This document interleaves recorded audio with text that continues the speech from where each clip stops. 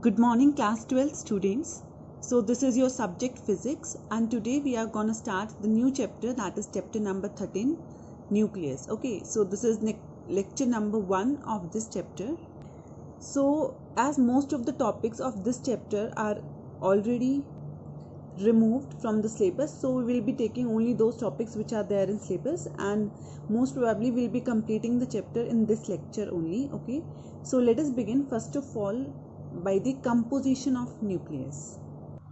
So composition of nucleus, that is what does a nucleus contains, what all of it is it made of. Okay, so nucleus is made up of protons and neutrons, which are collectively called as nucleons. Okay, now suppose if you have an atom X and you want to denote it, then this is the symbol to denote any atom or any element.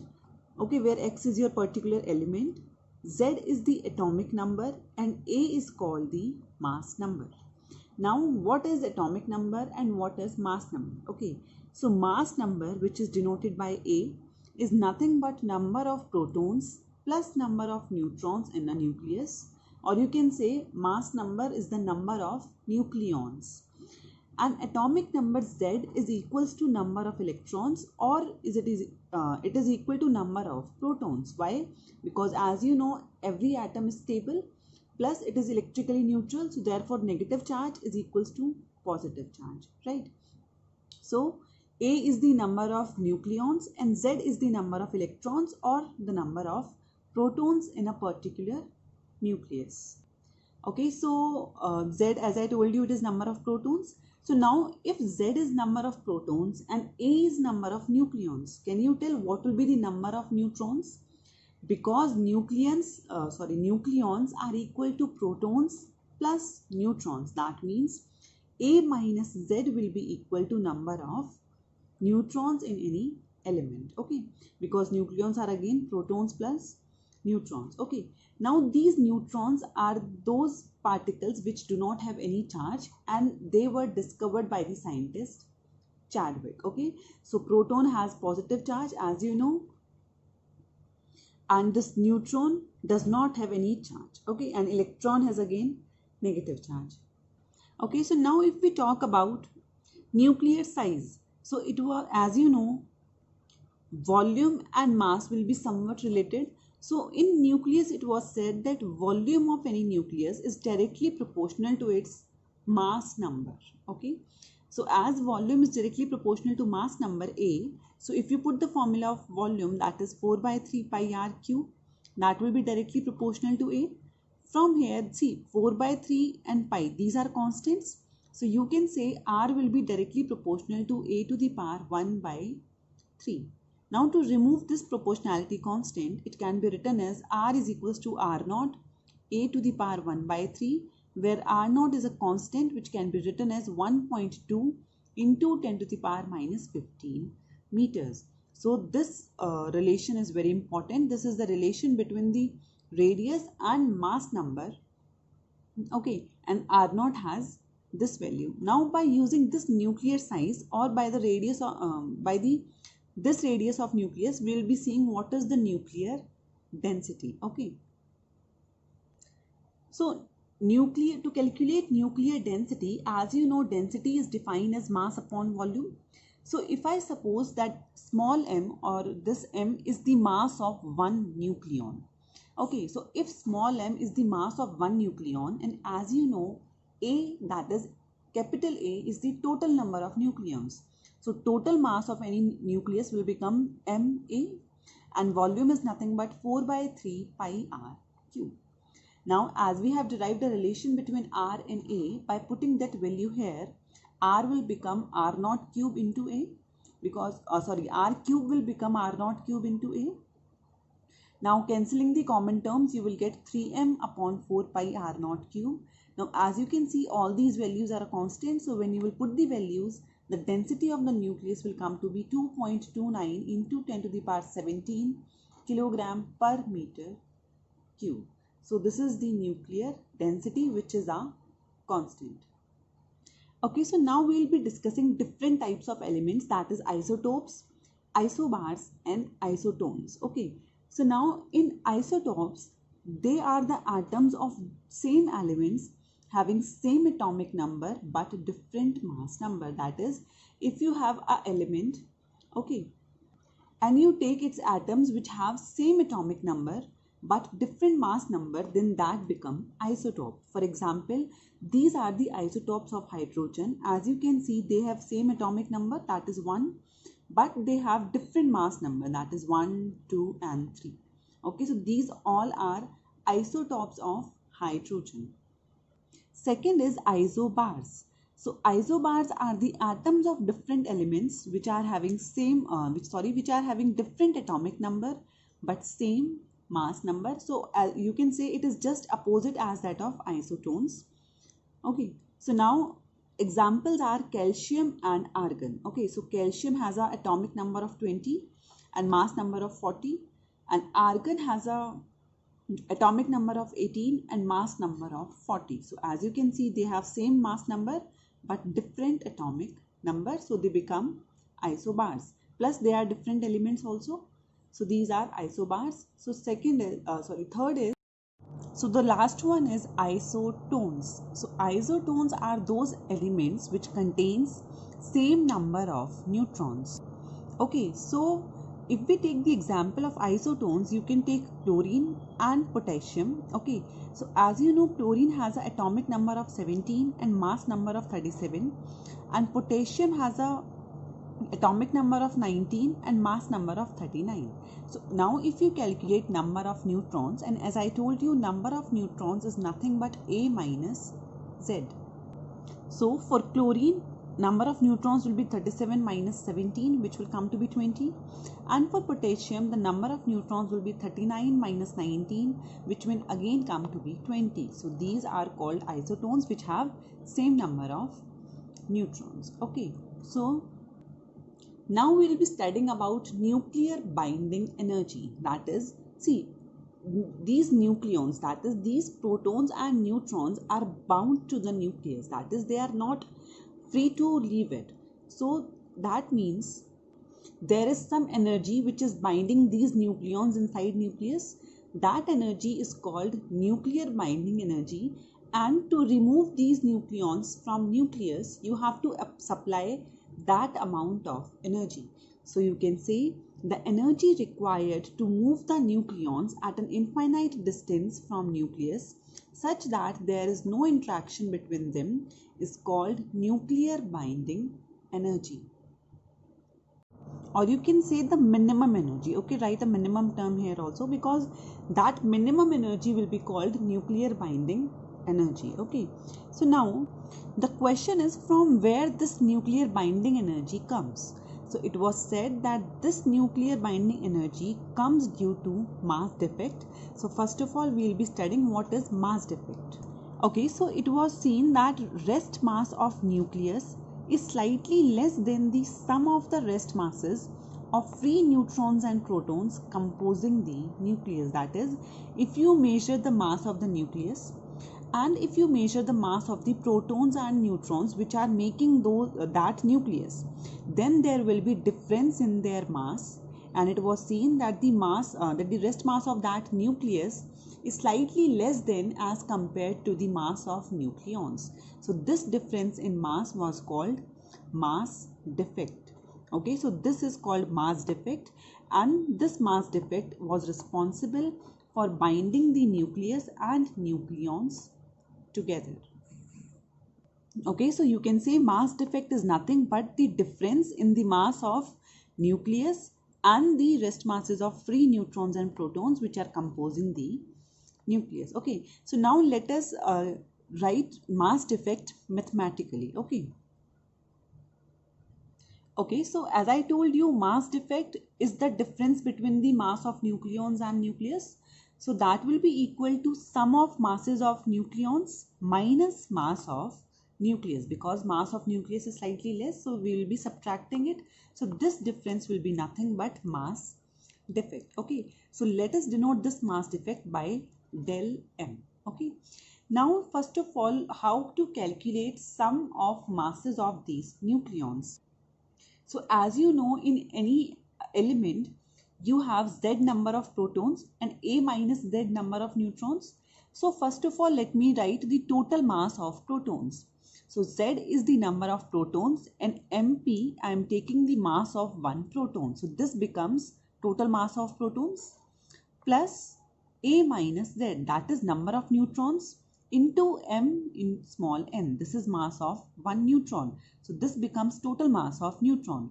So this whole becomes mass of nucleons minus mass of nucleus, that is capital N.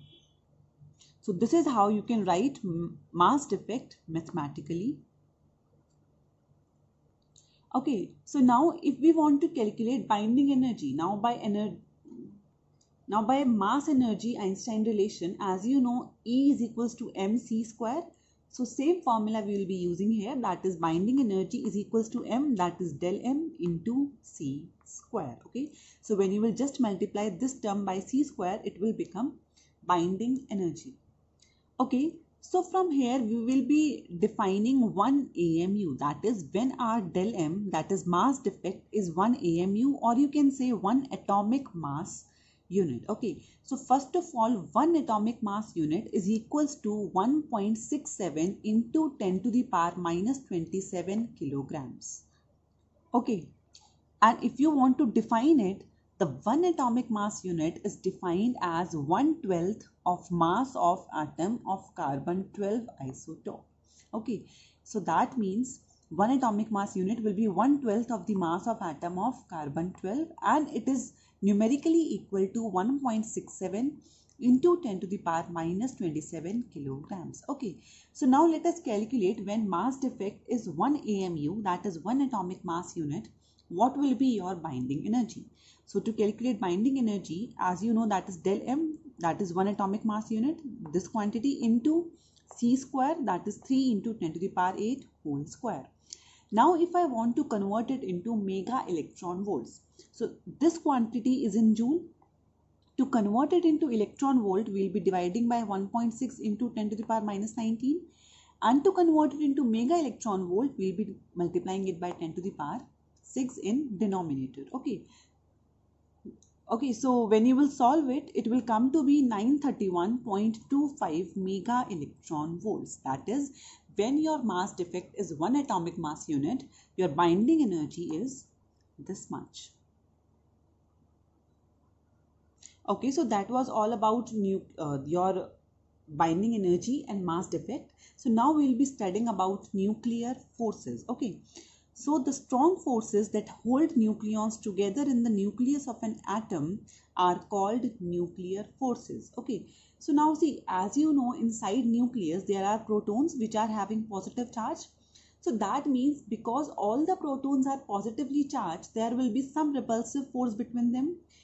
So instead of that repulsive force between the protons, your nucleus is still stable, or you can say nucleons are held together inside nucleons. That means there is some very strong force which is responsible for holding those nucleons together inside the nucleus of an atom, and those forces are called nuclear forces. Okay, and if we study about the characteristics of these nuclear forces, it is said that they are independent of charge. That is, nuclear forces does not depend on charge. Either the particle is positively charged, negatively charged, or neutral, nuclear forces will act on all of them, right? Second is, nuclear forces are the strongest forces in nature. Okay, third one is, these are very short range forces. That is, nuclear forces are applicable or will act for a very short range, and then that I'll be explaining you with this graph. Okay, so first of all, let us study these characteristics only. Okay, so these are very short range forces, and these are non-central forces. That is, it is not necessary that nuclear forces will be acting center to center between two particles, because they are non-central forces. Okay, so now look at this graph which I have plotted between nuclear force and distance between the nucleons. Okay, so it was seen that the graph comes like this shape. That is, as you can see, in this range it is positive, And as you know, the positive force means repulsive in nature, and in this region it is negative, that means it is here attractive in nature. Okay, now if we see above 10 Fermi, okay, this Fm means Fermi, which is a unit of distance only. Okay, so as we go above 10 Fermi, the nuclear force becomes negligible. As you can see here, they are becoming zero only. Now if you go on decreasing the distance between nucleus, as you can see, we are decreasing the distance, but your nuclear force is becoming more attractive. That is, as you go less than the 10 Fermi, the nuclear force will become stronger. So it is becoming stronger, but as soon as you reach 0.8 Fermi, again these nuclear forces become zero. And if the distance becomes much less than 0.8 Fermi, these nuclear forces now become repulsive in nature. That means you can say nuclear forces are acting only between this 0.8 to 10 Fermi only. Above 10 Fermi, it is also negligible, and below 10.8 below 0.8 Fermi, they also becomes repulsive. That is, they are very short range forces. They act within a very short range of distance. Okay, so now the question is, from where these nuclear forces are coming, or why are they acting? So it was said that these nuclear forces arises due to the exchange of a particle called meson between the nucleons. That is, a proton can convert into a neutron by exchanging a meson with it. For example, see, here you have a proton which has +1 charge. Okay, one more thing. These mesons can be positively charged, or they can be negatively charged, or they can be neutral as well.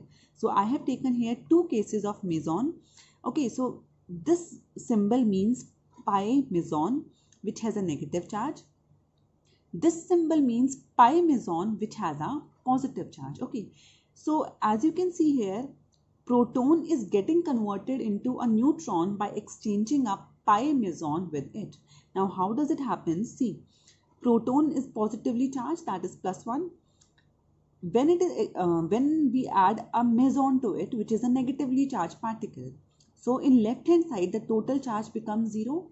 So in such equations, the charge and mass is always balanced. Okay, so now that means in right hand side you must also have a particle which is neutral, that is a neutron, which has a 0 charge. So this way a proton has converted into a neutron.